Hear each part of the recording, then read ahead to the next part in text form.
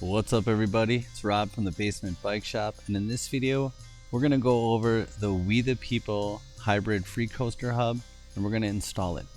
So diving right in, we open the box and find the hub, drive side and non-drive side guard, and then springs to put under the pawls to turn it into a cassette hub. Now to adjust the slack in your Freecoaster or to turn it into a cassette hub, we're going to need a 6mm Allen wrench and like a 24mm wrench. Mine only go up to 22. I guess I've never needed a 24 before, so I'll just use this adjustable wrench. And then we're going to remove the jam nut on the drive side so that we can remove the 9-tooth driver.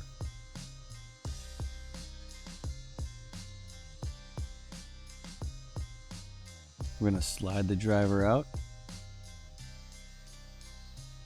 There should be a spacer on the back side, make sure that stays in there. Black spacer on the bearing. And if you look inside, you'll see the slack ring. Now the slack ring comes out fairly easy. Some people use a pick, but mine, I can just almost make it fall out. Now there's two pieces to the slack ring, and depending on how you put them together, will give you 3 different settings of slack.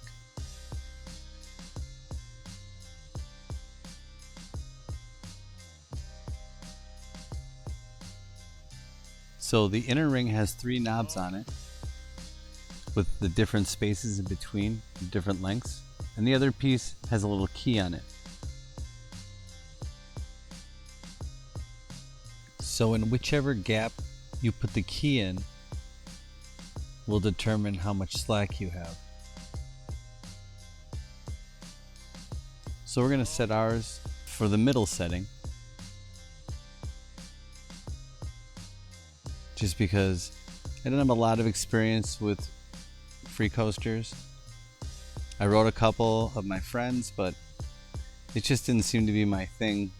I hated the amount of slack that was in them. But I don't want to make it so tight that it engages on accident because I don't have experience. So let's try the middle setting. We're going to pop it back in, make sure it sits flat in there, and then put our driver in, making sure the paws line up with the gaps in our slack ring. And then we'll put our jam nut back on. So it's actually pretty simple to adjust. If you wanted to try a tighter setting, it's something you'd probably do right at the skate park if you had the right tools with you. Wouldn't take that long at all. So looking at the slack, it looks like I got about a 1/4 turn on the hub. I think that'll work good. Now we'll just tighten up the jam nut the same way we loosened it. And let's get that wheel off my bike and lace it up. Okay, so we got the wheel off the bike. Now if you have to save this strip, just be careful not to tear it. Usually I try to get it up from the valve stem and then carefully work it off with both hands.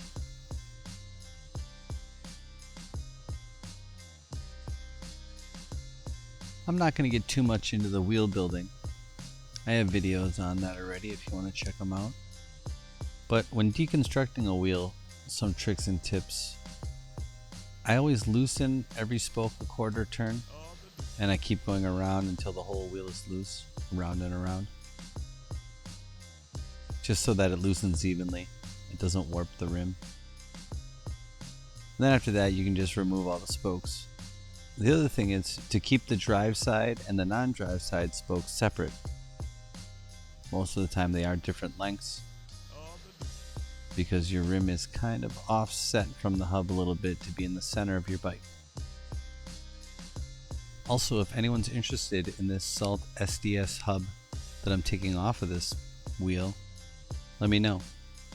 It's a switch drive system cassette, so it can be switched from right-hand drive to left-hand drive, and I have a video showing you how to do that on YouTube also.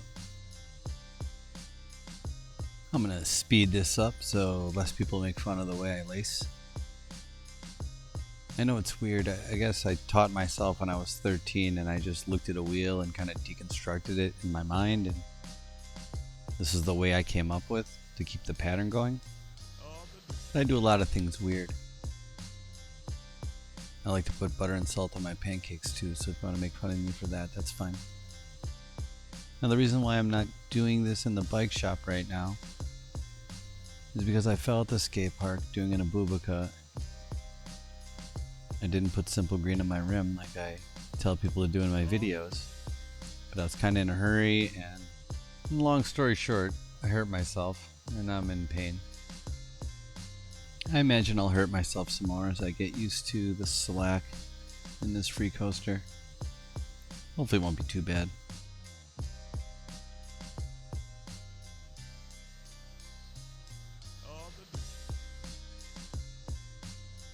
Yeah, I know it looks weird, but it's actually pretty simple to me. I'm taking the two spokes that go next to each other and have the last cross, and I put them in, and then the next pair will just hook the last one, go right before the last one, and then over 5, and then I'll skip 2 holes on that side on the top. It probably sounds complicated, doesn't it?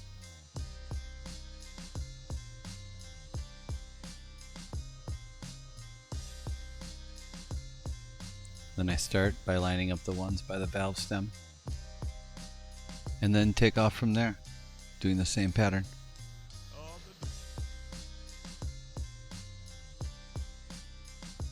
The last 2 are always the hardest,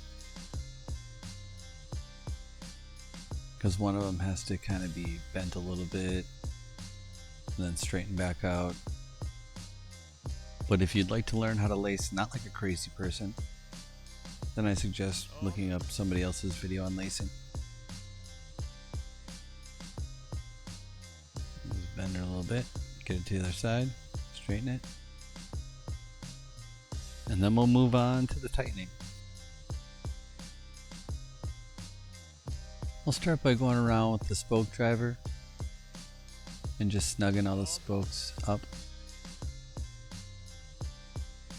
Then I'll put it in my truing stand,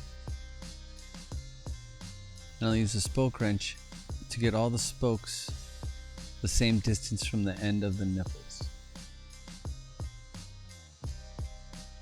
Also, it's super cool that when you look through the valve hole on the rim, that you can see the logo in the hub. I don't know, it really doesn't matter, but...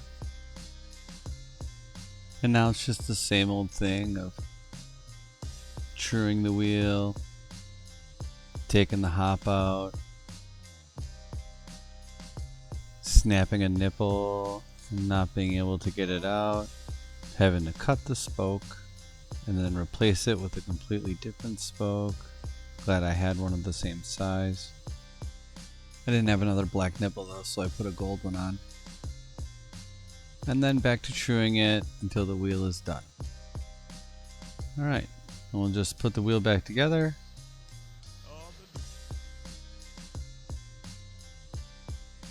And then we'll put it on the bike.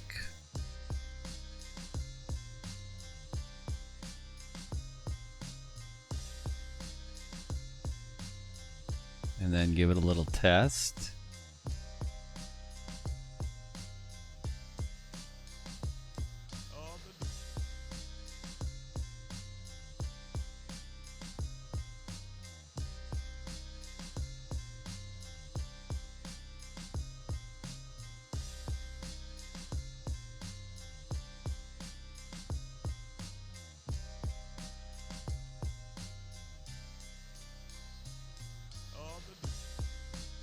Ooh, that feels good. I can't wait to test this. But we're going to save that for the next video. Thanks for watching.